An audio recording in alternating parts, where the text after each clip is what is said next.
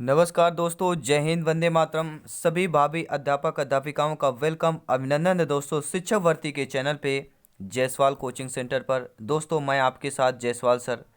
दोस्तों आज बात करेंगे आपके अपने पर्यावरण अध्ययन के प्रैक्टिस सेट नंबर 31 की बात करेंगे। हर एक प्रश्न आपके कंसेप्ट आपके सिलेबस के आधार पर यहाँ पे सेलेक्ट किया गया है, क्योंकि सिलेक्शन यहाँ पे सर्वोपरि है। दोस्तों अगर इसके पिछले प्रैक्टिस सेट पिछले क्लासेस देखना चाहते हैं तो इस वीडियो को देखने के बाद आपको आई बटन पे लिंक आएगा, आप लोग देख सकते हैं। तो चलिए दोस्तों शुरू करते हैं इस प्रैक्टिस सेट के 30 महत्वपूर्ण प्रश्नों को, यानी 30 नंबर की प्रैक्टिस सेट है। वीडियो को अंत तक देखिएगा, हर एक प्रश्न इंपॉर्टेंट है दोस्तों सिलेक्शन की दृष्टि से। पहला प्रश्न आप लोगों की स्क्रीन पर है कि मध्य प्रदेश में राष्ट्रीय राजमार्गों की संख्याएं कितनी हैं। 18 हैं, 20 हैं, 21 हैं, 22 हैं। देखिए बहुत दो में कन्फ्यूजन है, 18 या 22 है। बहुत से में 18 दिया हुआ है, कुछ में 22 दिया हुआ है। ठीक है, इनमें बहुत बड़ा कन्फ्यूजन हो रहा है। तो मध्य प्रदेश में राष्ट्रीय राजमार्ग यानी कि अपने मध्य प्रदेश राज्य से राष्ट्रीय राजमार्ग कितने गुजरते हैं, तो आपको यहाँ पर वर्तमान में 22 यहाँ पर है। ठीक है, मध्य प्रदेश में 22 राष्ट्रीय राजमार्ग गुजरते हैं, जिनकी कुल लंबाई भी है। अगर लंबाई पूछा जाता है तो 8010 किलोमीटर इनकी टोटल लंबाई भी है। ठीक है दोस्तों, तो आपका राइट ऑप्शन फोर्थ ऑप्शन यहाँ पर हो जाएगा। आइए देखते हैं अगला प्रश्न क्या पूछा जा रहा है। वेतवा नदी का उद्गम स्थल क्या है। ठीक है दोस्तों, जो वेतवा नदी है इसका उद्गम स्थल क्या है। विदिशा है, सांची है, रायसेन है या आपके होशंगाबाद है। तो वेतवा नदी का उद्गम स्थल कौन सा हो जाएगा, सभी लोग जानते हैं। अगर नहीं जानते हैं तो आज आपको कमेंट बॉक्स में जरूर बताना 30 में से आज आप लोग कितना स्कोर यहाँ पे क्रॉस कर रहे हैं। तो बेतवा नदी का उद्गम स्थल रायसेन माना जाता है। ठीक है दोस्तों, वेतवा नदी रायसेन से निकलकर भोपाल झांसी होते हुए डिस्ट्रिक्ट जालौन और हमीरपुर को क्रॉस करके हमीरपुर में यमुना नदी में जाकर मिल जाती है और इसकी लंबाई 480 किलोमीटर है। किस नदी की, वेतवा नदी की। आइए देखते हैं अगला प्रश्न दोस्तों। उम्मीद है आप लोगों ने अभी तक वीडियो को जरूर लाइक कर लिया होगा, शिक्षा के चैनल को एक बार दिल से सब्सक्राइब कर लिया होगा। धन्यवाद सभी मित्रों को। दोस्तों अधिकतर पेड़ पौधे पाए जाते हैं जल मंडल में, स्थल मंडल में, वायुमंडल में, प्रकाश मंडल में। तो अधिकतर जो पेड़ पौधे होते हैं वह कहाँ पर पाए जाते हैं। जल मंडल में अधिकतर तो नहीं होते, होते हैं लेकिन अधिकतर की बात कर रहे हैं। वायुमंडल में तो संभव ही नहीं है, प्रकाश मंडल में संभव ही नहीं है, तो स्थल मंडल यहाँ पे सही हो जाएगा, धरती पर। ठीक है, अधिकतर पेड़ पौधे पाए जाते हैं मिट्टी पर यानी स्थल मंडल पे पाए जाते हैं, क्योंकि स्थल मंडल में पेड़ पौधे के लिए अनुकूलित जलवायु एवं आवश्यक तत्व जैसे मिट्टी, जल आदि की प्राप्त जो है आसानी से हो जाती है। आइए देखते हैं अगला प्रश्न दोस्तों। अन्य मृत जंतुओं पर जीवन निर्वाह करने वाले प्राणी को क्या कहते हैं। डिकम्पोजर कहते हैं, पैरासाइट कहते हैं, स्क्वेंजर कहते हैं या ओमनीओर कहते हैं। तो आपने दो नाम सुना होगा। ठीक है, क्या नाम सुना होगा, एक तो आपने सुना होगा स्क्वेंजर, अन्य मृत जंतुओं पर जीवन निर्वाह करने वाले जो प्राणी होते हैं उन्हें स्क्वेंजर कहा जाता है। स्क्वेंजर का शाब्दिक अर्थ मेहतर होता है, जो गंदगी को साफ करता है। इसके अंतर्गत गिद्ध, बाज, चील, शेर, मक्खी आदि आते हैं, जो मृत जंतुओं पर अपना जीवन निर्वाह करते हैं। आइए देखते हैं अगला प्रश्न। सीएनजी का संक्षिप्त रूप क्या है। कंप्रेस्ड नेचुरल गैस, सभी लोग जानते हैं, बार बार पूछा जाता है, पहला ऑप्शन सही हो जाएगा। ठीक है, कंप्रेस्ड नेचुरल गैस होता है। इस गैस का जो उपयोग है सीएनजी का वाहनों में ईंधन के रूप में किया जाता है। इससे वाहनों में प्रयुक्त अन्य ईंधन की अपेक्षा क्या है, न्यूनतम प्रदूषण होता है, यानी कम प्रदूषण होता है आपके। जैसे आप दिल्ली वगैरह शहर में भी सीएनजी का ज़्यादा उपयोग हो रहा है इसी कारण की वजह से, जिससे प्रदूषण कम हो। आइए देखते हैं अगला प्रश्न दोस्तों। कौन सी अंतर्राष्ट्रीय संस्था पूरे विश्व में पर्यावरण सुरक्षा की देखभाल करती है। WHO, तो ये स्वास्थ्य से संबंधित है, क्योंकि हम भैया पर्यावरण सुरक्षा की बात कर रहे हैं। WWF पेटा है या यूएन है। तो अंतर्राष्ट्रीय संस्था जो पूरे विश्व में पर्यावरण की सुरक्षा की देखभाल करती है वह कोई और नहीं, WWF है, वर्ल्ड वाइड फंड। यह प्रकृति के संरक्षण के लिए एक अंतर्राष्ट्रीय गैर सरकारी संगठन है। इसकी स्थापना 29 अप्रैल 1959 को की गई। WHO एवं वैश्विक स्वास्थ्य संगठन है। यह यूएन विश्व के सभी देशों का एक अंतर्राष्ट्रीय संगठन है। आइए देखते हैं अगला प्रश्न दोस्तों। कीटनाशियों के अत्यधिक इस्तेमाल से क्या होता है। अगर हम कीटनाशक का अधिकतर इस्तेमाल कर रहे हैं तो उससे क्या होगा, ध्वनि प्रदूषण होगा, वायु प्रदूषण होगा, जल प्रदूषण होगा, या इनमें से सभी हो सकता है।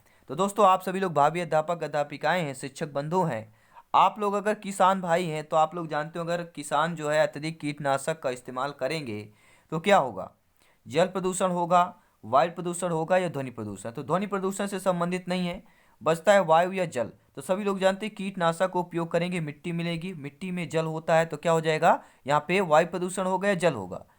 देखिए मैं बता देता हूं दोस्तों, कीटनाशक का अगर अधिक छिड़काव से वायु प्रदूषण होगा। क्यों होगा, क्योंकि कीटनाशक दवाओं के छिड़काव से विषैले रसायनों के कण जो है हवाओं में मिल जाते हैं, जिससे वायु में अवांछित तत्व मिल जाते हैं जो प्राणियों के स्वास्थ्य के साथ साथ पर्यावरण को भी हानि पहुंचाते हैं। क्योंकि कार्बन डाइऑक्साइड और O2, ठीक है, पेड़ पौधे क्या है, CO2 उनका भोजन है, यानी ऑक्सीजन लेते हैं, और जितने भी जीव हैं ये क्या लेते हैं भैया, सभी लोग जानते हैं ऑक्सीजन लेते हैं। तो ये मिल जाते हैं जिससे ये नुकसान होता है, हानि पहुंचाते हैं। आइए देखते हैं अगला प्रश्न। ऐसा लवण जो जल का अवशोषण करता हो वह कौन सा लवण है। दोस्तों ऐसा लवण का नाम बताइए जो जल को अवशोषण कर लेता हो। एनहाइड्स लवण होता है, हाइग्रोस्कोपिक लवण, हाइड्रोफिलिक लवण या हाइड्रोफोबिक लवण। तो दो में कन्फ्यूजन होगा, तीसरे और चौथे में, ठीक है। लेकिन कन्फ्यूजन क्लियर होगा दोस्तों कि जो ऐसा लवण जो जल को ही अवशोषण कर लेता हो वह कोई और नहीं हाइग्रोस्कोपिक लवण कहलाते हैं। हाइग्रोस्कोपिक लवण अपने आसपास के जलीय अणुओं को क्या करते हैं, अवशोषित कर लेते हैं, सोख लेते हैं, खींच लेते हैं। आइए देखते हैं अगला प्रश्न दोस्तों। हर एक प्रश्न इंपॉर्टेंट है सिलेक्शन की वजह से, क्योंकि यहाँ पर सिलेक्शन सर्वोपरि है। पावर्ड बाय शिक्षा ही प्रकाश है। प्रश्न दोस्तों, परिस्थितिक तंत्र एवं प्राकृतिक अधिवासों का संरक्षण तथा उनके कृत्रिम वातावरण में प्रजातियों का जीवनक्षम जनसंख्या का रखरखाव एवं प्रतिपाप के लिए प्रयुक्त पद कौन सा होगा। एक बार और रिपीट करूंगा। परिस्थितिक तंत्र एवं प्राकृतिक अधिवासों का संरक्षण तथा उनके कृत्रिम वातावरण में प्रजातियों का जीवनक्षम जनसंख्या का रखरखाव एवं प्रतिपाप के लिए एक पद प्रयुक्त करना है। तो स्वस्थानीय संरक्षण होगा, क्रोड संरक्षण होगा, अपस्थानीय संरक्षण होगा या परिधीय संरक्षण होगा। तो राइट ऑप्शन स्वस्थानीय संरक्षण। मतलब इसका यह हो जाएगा दोस्तों कि जो पारिस्थितिक तंत्र एवं प्राकृतिक अधिवासों का संरक्षण तथा उसके प्राकृतिक वातावरण में प्रजातियों का जीवन क्षम जनसंख्या का रखरखाव एवं प्रतिप्राप्तों के लिए स्वस्थानीय संरक्षण पद प्रयुक्त किया जाता है। ठीक है, तो राइट ऑप्शन आपका फर्स्ट हो जाएगा। आइए देखते हैं अगला प्रश्न क्या पूछा जा रहा है। 10वां प्रश्न पूछा जा रहा है, स्क्रीन पर है। और प्रश्न यह दोस्तों ध्यानपूर्वक समझिएगा कि सामुद्रिक कच्छपों को जीवंत जीवाश्म कहा जाता है। ठीक है, जो सामुद्रिक कच्छप होते हैं उनको जीवंत जीवाश्म कहा जाता है, क्योंकि वे 150 मिलियन वर्षों से भी अधिक समय से पृथ्वी में उपस्थित हैं। भारतीय उपमहाद्वीप के जलभागों में पाए जाने वाले 5 प्रजातियों के समुद्री कच्छप में सबसे अधिक संख्या किसकी है। यानी जो समुद्री कच्छप पाए जाते हैं, 5 प्रजातियां टोटल पाई जाती हैं समुद्र में, उनमें जो प्रजातियां जो सबसे अधिक संख्या है जिन प्रजातियों की, वह कौन सी प्रजाति है ये आपको बताना है। Loggerhead, Kemp's ridley, olive ridley या फ्लैटबैक। तो ऑलिव आपने नाम सुना होगा, ऑलिव रिडले प्रजाति है आपके कच्छप की जो सबसे ज़्यादा है। और सभी लोग जानते हैं कछुए का जीवन काल लगभग 300 वर्ष होता है। भारतीय उपमहाद्वीप में सबसे ज़्यादा ऑलिव रिडले प्रजाति के कछुए पाए जाते हैं। आइए देखते हैं अगला प्रश्न। कौन जो है विश्व ऊष्मायन का कारण है। विश्व ऊष्मायन का कारण यहाँ पे बताना है कौन सा होता है दोस्तों। तो विश्व ऊष्मायन का कारण मृदा प्रदूषण होगा, जल प्रदूषण होगा, वायु प्रदूषण होगा या आपका ध्वनि प्रदूषण होगा। सभी लोग फटाफट कमेंट करेंगे, राइट आंसर कमेंट करेंगे। विश्व ऊष्मायन का कारण क्या है। तो विश्व ऊष्मायन का कारण मृदा प्रदूषण है, जल प्रदूषण है, वायु प्रदूषण है या आपका ध्वनि प्रदूषण है। तो विश्व ऊष्मायन का कारण दोस्तों आपका वायु प्रदूषण है, क्योंकि आप लोग जानते हैं ग्लोबल वार्मिंग, जिसे विश्व ऊष्मायन के नाम से जानते हैं। ग्लोबल वार्मिंग सभी लोग समझ जाएंगे, लेकिन कभी कभी विश्व ऊष्मायन भी नाम पूछा जाता है, तो आपको ध्यानपूर्वक समझना है किसे विश्व ऊष्मायन कहते हैं, ग्लोबल वार्मिंग को ही कहते हैं। और इसका प्रमुख कारण वायु प्रदूषण होता है। वायु में एक निश्चित अनुपात में गैसों का मिश्रण पाया जाता है। जब गैसों का अनुपात असंतुलित हो जाता है तो उसे वायु प्रदूषण कहा जाता है, जिसके कारण पृथ्वी से परावर्तित विकिरण वायुमंडल में बाहर नहीं जा पाती हैं, जिस कारण पृथ्वी का तापमान बढ़ने लगता है, जिससे विश्व ऊष्मायन कहा जाता है, ग्लोबल वार्मिंग कहा जाता है। आइए देखते हैं अगला प्रश्न। महासागर पृथ्वी पृष्ठ की अधिकांश जगह पर आवृत है, जो लगभग कितने हैं। आप लोग देखते होंगे जो महासागर पृथ्वी के पृष्ठ पे अधिकांश जगह आवृत्त किया है। तो लगभग कितना आवृत्त किया है यही आपसे पूछा जा रहा है। तो लगभग यह 2/, ठीक है, 2/3 आवृत्त किया हुआ है। ठीक है, महासागर पृथ्वी के लगभग 2/3 भाग पर फैला हुआ है और पृथ्वी के लगभग 71% भाग पर क्या है, जलीय क्षेत्र है। ठीक है, तो इसीलिए आपका 2/3 यहाँ पे महासागर पृथ्वी के लगभग 2/3 भाग पर फैला हुआ है। आइए देखते हैं अगला प्रश्न। स्लेक्टाइट एवं स्लेक्टमाइड में निक्षेपण होता है। जो आपका स्लेक्टाइट है और जो आपका स्लेक्टमाइड है इनमें निक्षेपण होता है। मैग्नीशियम कार्बोनेट का होता है, सिलिका का होता है, कैल्शियम कार्बोनेट का होता है या सोडियम कार्बोनेट का होता है। तो किसका भैया निक्षेपण होता है स्लेक्टाइट और स्लेक्टमाइड में? तो इसमें दोस्तों कैल्शियम कार्बोनेट का जो है निक्षेपण होता है, CaCO3 होता है। और तलछटी चट्टानें जो मुख्यतः कैल्साइट की बनी होती हैं, पर बारिश का पानी गिरता है तो CaCO3 में बदल जाता है और पानी के मिलने से निम्नलिखित समीकरण प्राप्त होता है। आप लोग देखते हैं H2O + CO2 + CaCO3 =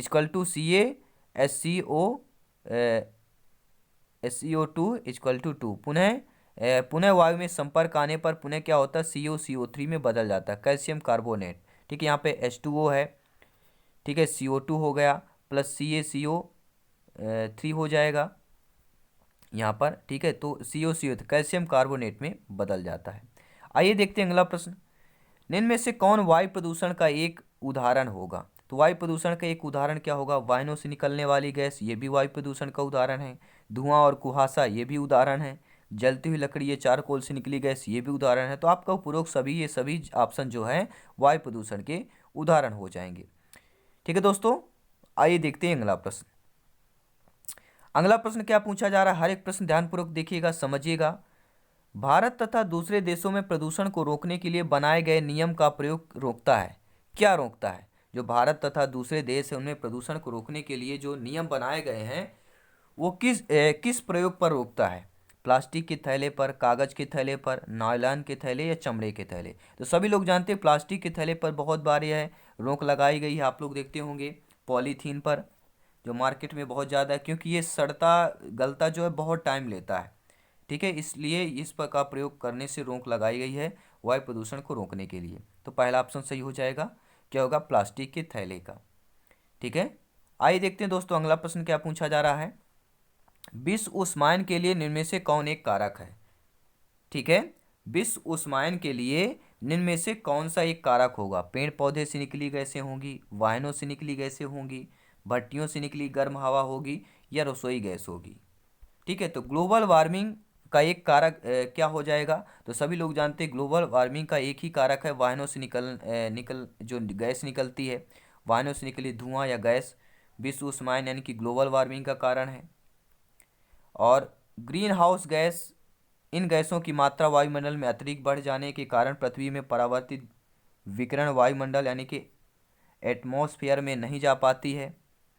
परिणाम स्वरूप पृथ्वी का तापमान बढ़ने लगता है, जिससे ग्रीन हाउस गैस का स्रोत निम्न वाहन, फ्रिज, लकड़ी के जलाने से आदि से होता है।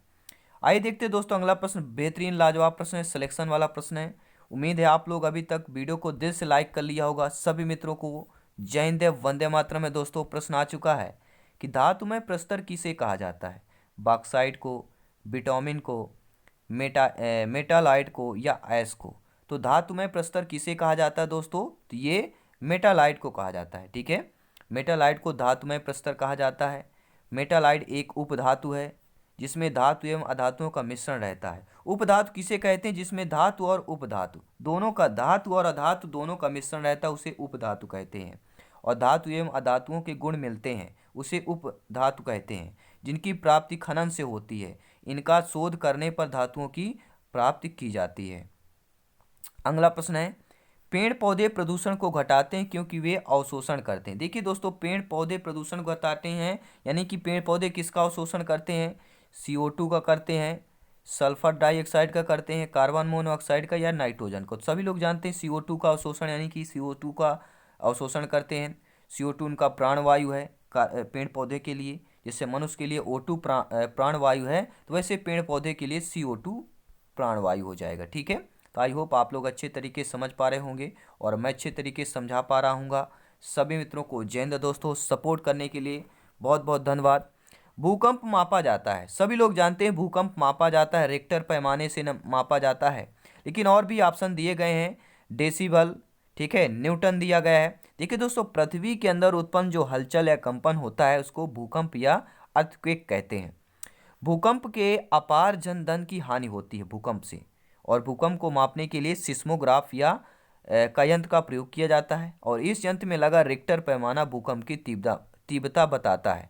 अगर भूकंप नापना हो तो सिस्मोग्राफ होता है, और भूकंप की तीव्रता अगर मापना हो तो रिक्टर पैमाना द्वारा होता है। तो ये दो चीज़ें आपको याद रखना है। आइए देखते हैं अगला प्रश्न। महासागरों में जल स्तर की वृद्धि का कारण क्या है? अत्यधिक वर्षा होगी, ध्रुवीय प्रदेश में बर्फ का पिघलना होगा, अम्ल वर्षा होगी, या इनमें से किसी नहीं। तो महासागरों में जल स्तर की वृद्धि का एक ही कारण है दोस्तों, जो ध्रुवीय प्रदेश में बर्फ का पिघल रहा है। बर्फ क्यों पिघल रहा है? क्योंकि वैश्विक ऊष्मन के प्रभाव से, ग्लोबल वार्मिंग के वजह से ध्रुवीय प्रदेशों में जमे बर्फ क्या है, ग्लेशियर के पिघलने का परिणाम स्वरूप महासागर में जल स्तर यानी कि वाटर लेवल में वृद्धि हो रही है। ठीक है, इसीलिए जल के स्तर की वृद्धि हो रही है। आइए देखते हैं अगला प्रश्न क्या दिया गया है। विश्व कछुआ दिवस मनाया जाता है 2 मई को मनाया जाता है, 13 मई को मनाया जाता है, 23 मई को मनाया जाता है, या आपके 28 मई को मनाया जाता है। तो विश्व कछुआ दिवस कब मनाया जाता है दोस्तों? सभी लोग जानते हैं विश्व कछुआ दिवस कब मनाया जाता है। अगर आपको पता है तो नीचे कमेंट बॉक्स में जरूर बताएंगे। तो विश्व कछुआ दिवस कब मनाया जाता है? तो आपको 23 मई को जो है विश्व कछुआ दिवस मनाया जाता है। ठीक है, हर साल कितने 2 मई को विश्व स्तर पर। देखिए 2 मई को क्या मनाया जाता है? देखिए हर साल 2 मई को विश्व स्तर पर वर्ल्ड ट्यूना डे मनाया जाता है। ठीक है, 2 मई को अगर आ गया तो 2 मई को वर्ल्ड ट्यूना डे मनाया जाता है। यह दिन संयुक्त राष्ट्र यूएन द्वारा ट्यूना मछली के महत्व के बारे में जागरूकता बढ़ाने के लिए शुरू किया गया है। इसे पहली बार 2017 में मनाया गया था। वर्ल्ड ट्यूना डे पहली बार कब मनाया गया? 2017 मनाया गया। 13 मई को 1998 में भारत ने पोखरण में 2 परमाणु भी किए थे। तो ये 13 मई को किया गया था। ठीक है दोस्तों, आइए देखते हैं अगला प्रश्न। परम तापक्रम पैमाना कौन सा कहलाता है? फ़ारेनहाइट कहलाता है, सेल्सियस, केल्विन, या ये सभी कहलाते हैं? तो परम तापक्रम का जो पैमाना होता है वह केल्विन कहलाता है। ठीक है, केल्विन अथवा परम ताप पैमाना, इस पैमाने को लॉर्ड केल्विन ने 1852 में प्रचलित किया था। इसमें हिमांक 273 के है, क्वथनांक 373 होता है, और इनके बीच की दूरी 100 बराबर भागों में बांटा गया है। 273 और 373 आप लोग देख सकते हैं। हिमांक कितना है? 273 केल्विन, और क्वथनांक 373। इनके बीच की दूरी 100 बराबर भागों में बांटी गई। प्रत्येक भाग का 1 केल्विन कहते हैं। केल्विन पैमाने पर मापे गए ताप को परम ताप भी कहते हैं, अतः इस पैमाने को परम ताप पैमाना भी कहते हैं। तो नोट क्या है कि केल्विन पैमाने के ताप लिखने में डिग्री नहीं लिखा जाता।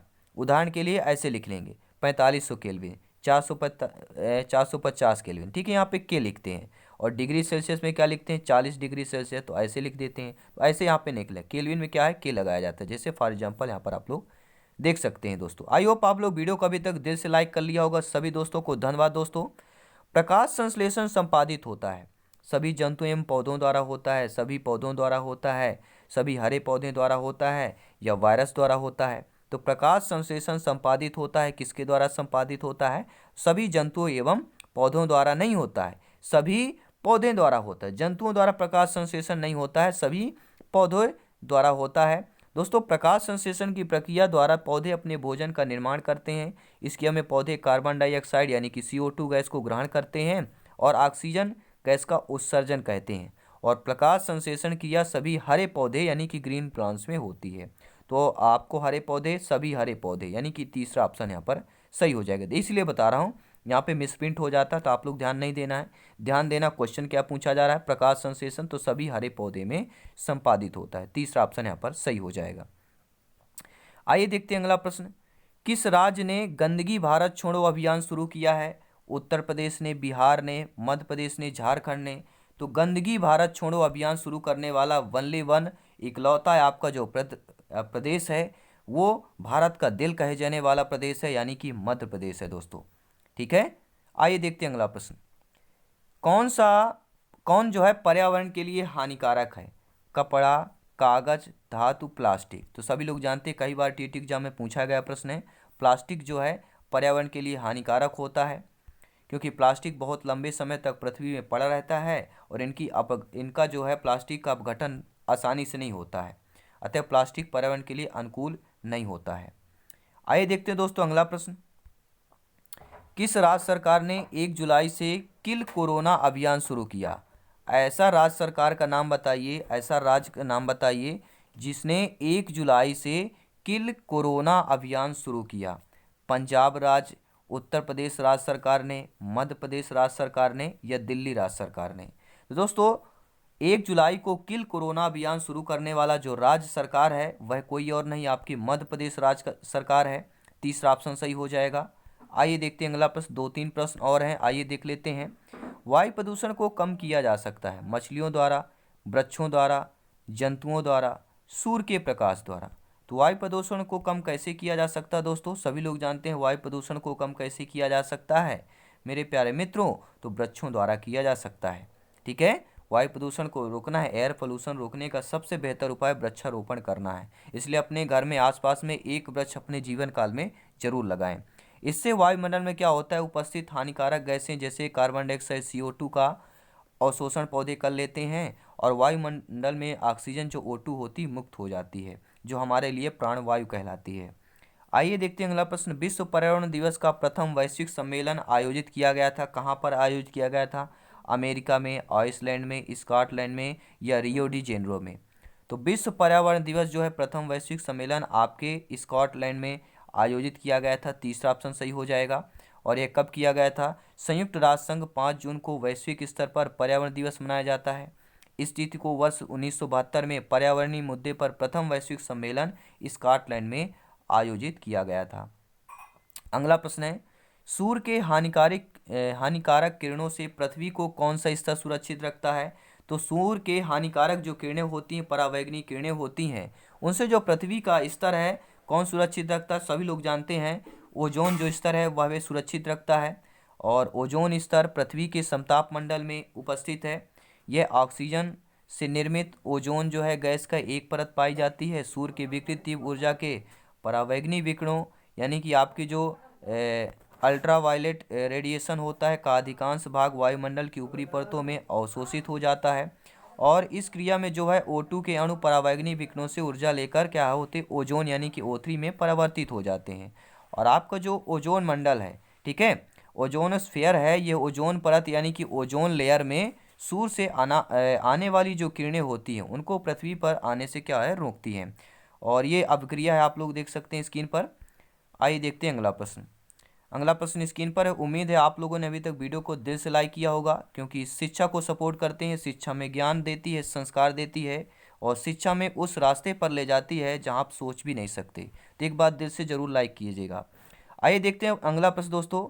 किसी जगह के फ्लोरा तथा फना सूचित करता है, यानी अगर हम किसी जगह पर फ्लोरा या फना मिल जाए तो वह जगह सूचित करेगा। किसका सूचित करेगा? मछलियों एवं पेड़ पौधे को सूचित करेगा कि वहाँ पर मछलियाँ पेड़ पौधे होंगे। पेड़ पौधे एवं जंतुओं को सूचित करेगा, ये जंतु एवं मछलियों को सूचित करेगा, या आपके पक्षियों एवं पेड़ पौधे को सूचित करेगा।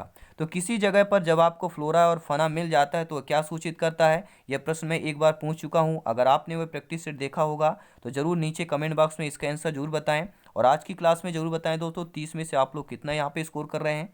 तो राइट ऑप्शन यहाँ पे देख लेते हैं, जो होगा पेड़ पौधे एवं जंतुओं को होगा। ठीक है दोस्तों, किसी स्थान या कोई भी स्थान पर फ्लोरा और फना उपस्थित है तो वहाँ पेड़ पौधे एवं जंतुओं को सूचित करता है। तो पेड़ पौधे और जंतु यानी कि यहाँ पे सेकंड ऑप्शन सही हो जाएगा। दोस्तों ये 30 प्रश्न आप लोगों को कैसे लगे नीचे कमेंट बॉक्स में जरूर बताइएगा। और आज की क्लास बेहतरीन क्लास है और सिलेक्शन पाना है इन्वायरमेंट में, EVS में 30 में 30 पाना है तो जरूर सब्सक्राइब करने के साथ बेल आइकन जरूर प्रेस कर लीजिएगा। तो सभी भावी अध्यापक अध्यापिकाओं को धन्यवाद सभी दोस्तों वीडियो देखने के लिए। मिलते हैं जल्दी नेक्स्ट क्लास पे। हमेशा हंसते रहिए, मुस्कुराते रहिए, आसपास साफ सफाई बनाए रखें। पावर्ड बाय शिक्षा ही प्रकाश है।